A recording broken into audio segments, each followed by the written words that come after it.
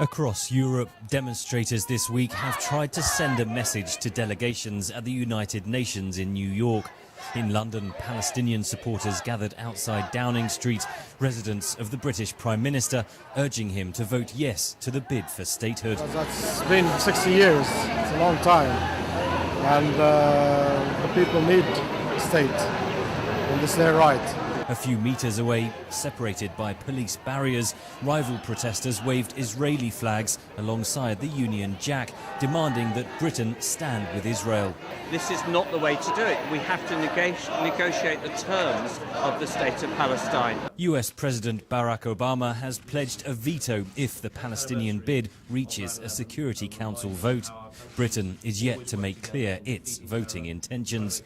Observers say it is the French President, Nicolas Sarkozy, who is taking the European lead at the UN. Who could doubt that a veto in the Security Council would not risk engendering a cycle of violence in the Middle East? Who could doubt that?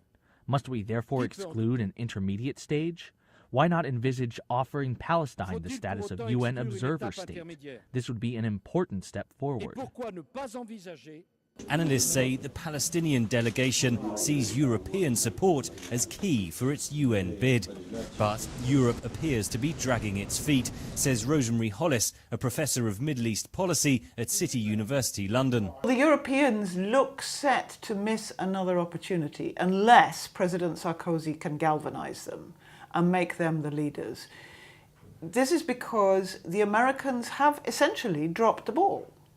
And what the Europeans could have done to be proactive on this occasion is devise their own resolution and set about doing so sooner, a resolution that the United States might feel it would only have to condone, it wouldn't have to support outright. Hollis says transatlantic alliances appear to be driving European policy. They're focused as much on trying to avoid the US having to veto and therefore be embarrassed and a split across the Atlantic. They're focused as much on that as any idea of bringing peace to the Middle East. For the first time, EU Council President Herman Van Rompuy is participating in the UN General Assembly for the Union as a whole.